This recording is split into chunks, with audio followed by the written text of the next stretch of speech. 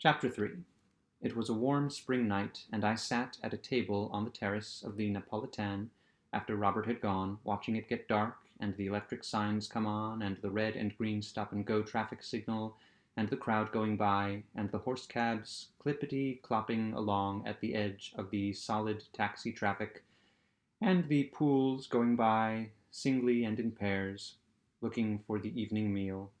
I watched a good-looking girl walk past the table, and watched her go up the street and lost sight of her, and watched another, and then saw the first one coming back again.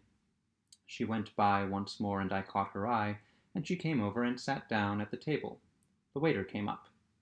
"Well, what will you drink?" I asked. "Pernod." "That's not good for little girls. Little girl yourself. Dites, garçon, un Pernod." "A Pernod for me too." "What's the matter?" she asked. "Going on a party?" "Sure. Aren't you?" "I don't know. You never know in this town." "Don't you like Paris?" "No." "Why don't you go somewhere else?" "Isn't anywhere else." "You're happy all right." "Happy hell." Pernod is greenish, imitation absinthe. When you add water it turns milky. It tastes like licorice, and it has a good uplift, but it drops you just as far. We sat and drank it, and the girl looked sullen.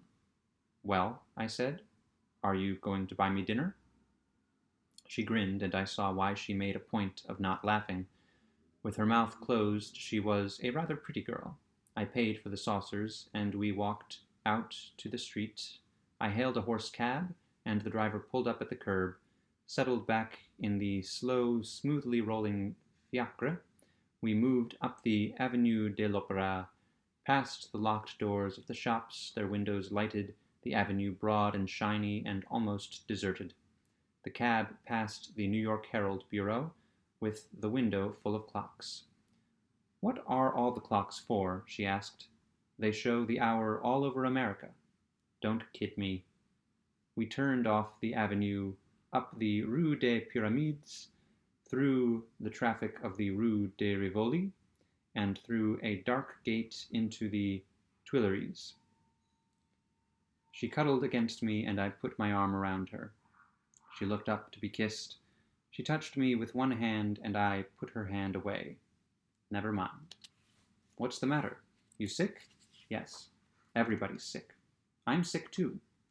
We came out of the Tuileries into the light and crossed the Seine, and then turned up the Rue des Saint-Pères. "You oughtn't to drink Pernod if you're sick." "You neither. It doesn't make any difference with me. It doesn't make any difference with a woman." "What are you called?" "Georgette." "How are you called?" "Jacob." "That's a Flemish name." "American too." "You're not Flamand?" "No, American." "Good. I detest Flamands." By this time we were at the restaurant. I called to the cocher to stop. We got out, and Georgette did not like the looks of the place. This is no great thing of a restaurant." "No," I said. "Maybe you would rather go to Foyot's? Why don't you keep the cab and go on?" I had picked her up because of a vague sentimental idea that it would be nice to eat with someone. It was a long time since I had dined with a poule, and I had forgotten how dull it could be. We went into the restaurant, past Madame Lavigne at the desk, and into a little room. Georgette cheered up a little under the food. "It isn't bad here," she said. "It isn't chic, but the food is all right." "Better than you eat at Liège?" "Brussels, you mean?" We had another bottle of wine, and Georgette made a joke. She smiled and showed all her bad teeth, and we touched glasses. "You're not a bad type," she said. "It's a shame you're sick. We get on well. What's the matter with you, anyway?" "I got hurt in the war," I said. "Oh, that dirty war." We would probably have gone on and discussed the war, and agreed that it was in reality a calamity for civilization, and perhaps would have been better avoided. I was bored enough. Just then, from the other room, someone called out, "Barnes!" "I say Barnes, Jacob Barnes." "It's a friend calling me," I explained, and went out. There was Braddock's at a big table with a party. Cone, Francis Klein, Mrs. Braddock's, several people I did not know. "You're coming to the dance, aren't you?" Braddock's asked. "What dance?" "Why, the dancings. Don't you know? They've revived them. We've revived them," Mrs. Braddock's put in. "You must come, Jake. We're all going," Frances said from the end of the table. She was tall and had a smile. "Of course he's coming," Braddock said. "Come in and have coffee with us, Barnes." "Right. And bring your friend," said Mrs. Braddock, laughing. She was a Canadian and had all their easy social graces. "Thanks, we'll be in," I said. I went back to the small room. "Who are your friends?" Georgette asked. "Writers and artists. There are lots of those on this side of the river." "Too many." "I think so. Still, some of them make money." "Oh, yes." We finished the meal and the wine. "Come on," I said. "We're going to have coffee with the others." Georgette opened her bag, made a few passes at her face as she looked in the little mirror, redefined her lips with the lipstick, and straightened her hat. "Good," she said. We went into the room full of people, and Braddock's and the men at his table stood up. "I wish to present my fiancée, Mademoiselle Georgette Leblanc," I said. Georgette smiled that wonderful smile, and we shook hands all round. "Are you related to Georgette Leblanc, the singer?" Mrs. Braddock asked. "Connais pas," Georgette answered. "But you have the same name," Mrs. Braddock insisted cordially. "No," said Georgette, "not at all. My name is Hobin." "But Mr. Barnes introduced you as Mademoiselle Georgette Leblanc." "Surely he did," insisted Mrs. Braddock, who, in the excitement of talking French, was liable to have no idea what she was saying. "He's a fool," Georgette said. "Oh, it was a joke then," Mrs. Braddock said. "Yes," said Georgette, "to laugh at." "Did you hear that, Henry?" Mrs. Braddock called down the table to Braddock's. "Mr. Barnes introduced his fiancée as Mademoiselle Leblanc, and her name is actually Hobin." "Of course, darling. Mademoiselle Hobin, I've known her for a very long time." "Oh, Mademoiselle Hobin," Francis Klein called, speaking French very rapidly, and not seeming so proud and astonished as Mrs. Braddock's at its coming out really French. "Have you been in Paris long? Do you like it here? You love Paris, do you not?" "Who's she?" Georgette turned to me. "Do I have to talk to her?" She turned to Francis, sitting, smiling, her hands folded, her head poised on her long neck, her lips pursed, ready to start talking again. "No, I don't like Paris. It's expensive and dirty." "Really? I find it so extraordinarily clean. One of the cleanest cities in all Europe." "I find it dirty." "How strange. But perhaps you have not been here very long." "I've been here long enough." "But it does have nice people in it. One must grant that." Georgette turned to me. "You have nice friends." Francis was a little drunk, and would have liked to have kept it up, but the coffee came, and Lavigne with the liqueurs, and after that we all went out and started for Braddock's dancing club. The dancing club was a bal musette in the Rue de la Montagne Sainte-Geneviève. 5 nights a week the working people of the Pantheon quarter danced there. 1 night a week it was the dancing club. On Monday nights it was closed. When we arrived it was quite empty except for a policeman sitting near the door, the wife of the proprietor back of the zinc bar, and the proprietor himself. The daughter of the house came downstairs as we went in. There were long benches and tables ran across the room, and at the far end a dancing floor. "I wish people would come earlier," Braddock said. The daughter came up and wanted to know what we would drink. The proprietor got up on a high stool beside the dancing floor and began to play the accordion. He had a string of bells around one of his ankles and beat time with his foot as he played. Everyone danced. It was hot, and we came off the floor perspiring. "My God," Georgette said, "what a box to sweat in." "It's hot." "Hot, my God. Take off your hat." "That's a good idea." Someone asked Georgette to dance, and I went over to the bar. It was really very hot, and the accordion music was pleasant in the hot night.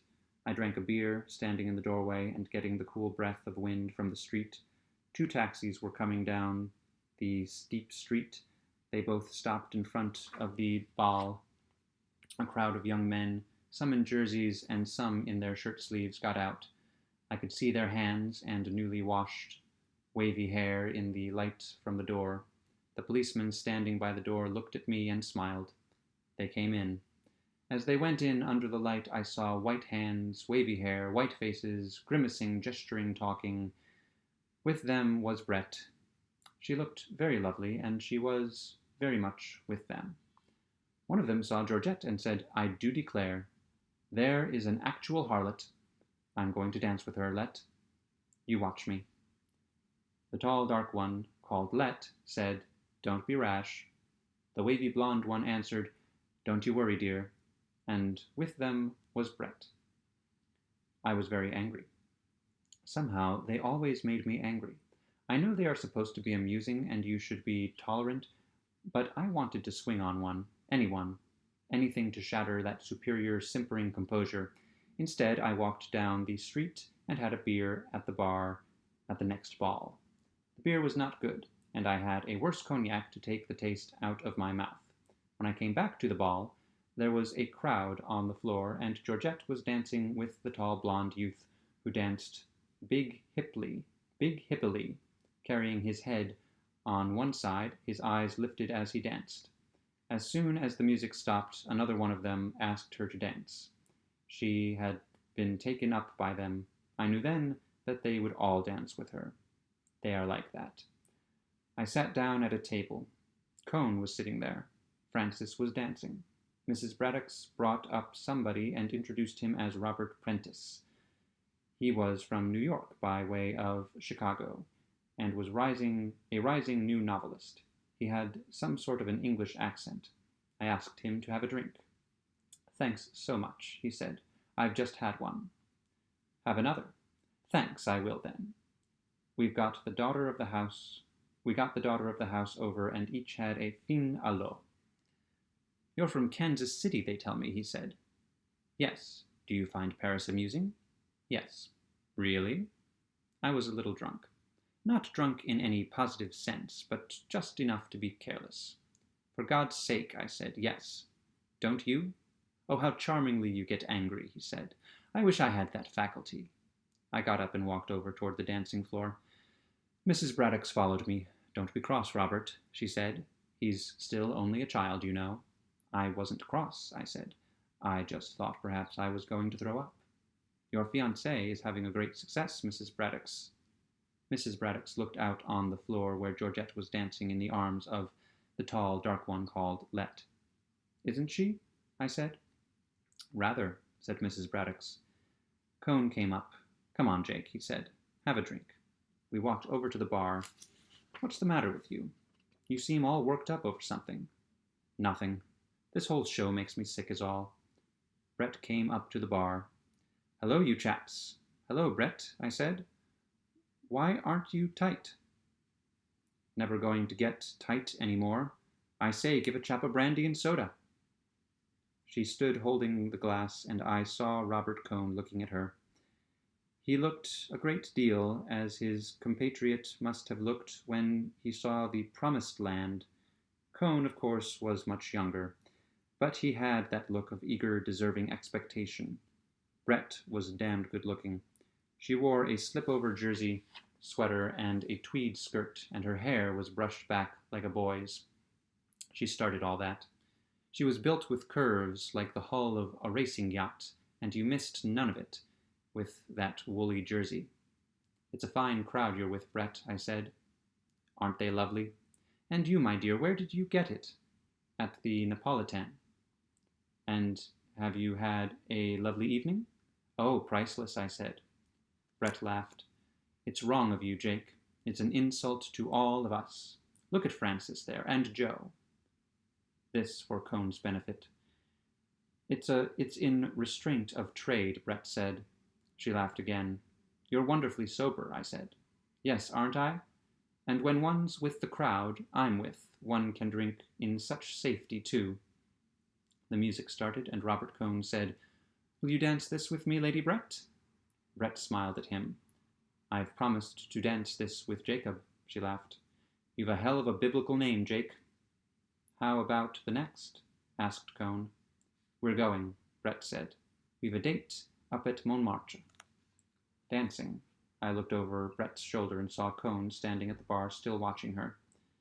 You've made a new one there, I said to her. Don't talk about it. Poor chap. I never knew it till just now. Oh well, I said. I suppose you like to add them up. Don't talk like a fool. You do? Oh well, what if I do? Nothing, I said. We were dancing to the accordion, and someone was playing the banjo. It was hot, and I felt happy. We passed close to Georgette, dancing with another one of them. What possessed you to bring her? I don't know, I just brought her. You're getting damned romantic. No, bored. Now? No, not now. Let's get out of here. She's well taken care of. Do you want to? Would I ask you if I didn't want to? We left the floor, and I took my coat off a hanger on the wall and put it on. Brett stood by the bar. Cone was talking to her. I stopped at the bar and asked them for an envelope. The patron found one. I took a 50-franc note from my pocket, put it in the envelope, sealed it, and handed it to the patron. If the girl I came with asks for me, will you give her this? I said. If she goes out with one of those gentlemen, will you save this for me? C'est entendu, monsieur, the patron said. You go now? So early? Yes, I said. We started out the door. Cone was still talking to Brett. She said good night and took my arm. Good night, Cone, I said. Outside in the street, we looked for a taxi. You're going to lose your 50 francs, Brett said. Oh, yes. No taxis. We could walk up to the Pantheon and get one. Come on, and we'll get a drink in the pub next door and send for one. You wouldn't walk across the street. Not if I could help it. We went into the next bar, and I sent a waiter for a taxi. Well, I said, we're out away from them. We stood against the tall zinc bar and did not talk and looked at each other. The waiter came and said the taxi was outside. Brett pressed my hand hard. I gave the waiter a franc, and we went out. Where should I tell him? I asked. Oh, tell him to drive around. I told the driver to go to the Parc Montsouris and got in and slammed the door. Brett was leaning back in the corner, her eyes closed. I sat beside her. The cab started with a jerk. Oh, darling, I've been so miserable, Brett said.